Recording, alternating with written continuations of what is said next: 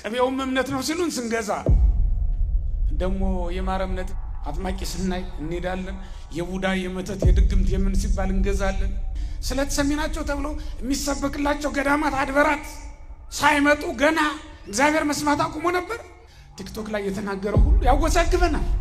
አባ ገሌ ማጥመቅ ሳይጀምሩ ባይታዊ ገሌ ማጥመቅ ሳይጀምሩ ማዳን ትቶ ነበር እግዚአብሔርን የሚያውቅ ሰው አኗኗር ነው እየኖር ያለ ነው እንዴ? በስላሴ በሞቴ እያባበልን የምናበላቸው ልጆች የሚታመሙት ምን ሆነው ነው? እዚህ አመድ ላይ የሚንከባለሉ ልጆች በጤና እየኖሩ እነዚህ ጎረቤቶቻችን ቁርሳቸውን በልተው ሲነጋ በደንብ ቀሽ ቆያሉ ይሄዳሉ። እኛም እኮ እንደዚያ ሆን ነው። በኋላ ምድሩ ይጠባል። ቁርባኑ ሲጀመር እየሮጥን ሊገቡልሽ ነው ቶሎ ነው እየተባባሉ ይመጣሉ።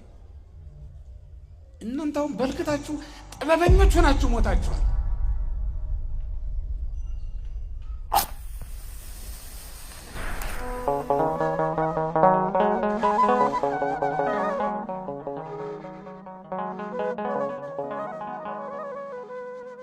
ከሰማነው መዝሙር 2 ቁጥር 12 ላይ የሚገኘው ነው የተዘመረልን። ቃሉም የሚለው አጽንዕዋ ለጥበብ ከመ ይጥምዕ እግዚአብሔር ወይትታጎሉ ፍኖተ ጽድቅ ሶበ ነደት ፍጡነ መዓቱ።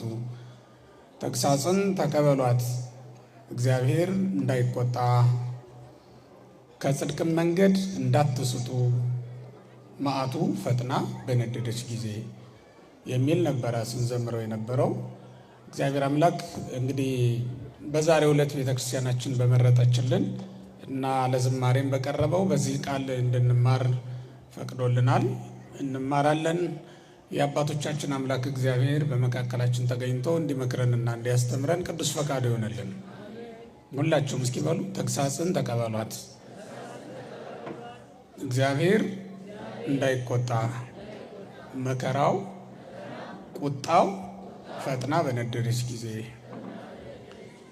የሚለውን ነው ስንዘምር የነበረው። በዳዊት መዝሙር ላይ ይሄ መዝሙር 2 የሚናገረው በእግዚአብሔር ላይ ስላመፁ ሰዎች ነው። ለምን ታንገለጉ አሕዛብ ወሕዝቡኒ ነበቡ ከንቶ ላይ ለእግዚአብሔር ላይ ለመሲሁ ነው የሚለው። መሲሁ የተባለው ኢየሱስ ክርስቶስ ነው። በእግዚአብሔር ላይ በአመፅ ስለተነሳሱ ሰዎች ይናገራል። እነሱን ደግሞ መልሶ ነቢዩ ዳዊት ይመክራቸዋል። ዘይነብር ውስተ ሰማይ ይስቆሙ እያለ መጥቶ በሰማይ የሚኖር እርሱ ይስቅባቸዋል፣ ይሳለቅባቸዋል ይላል። እግዚአብሔር በሰው የሚስቅ በሰው የሚዘባበት ሆኖ አይደለም።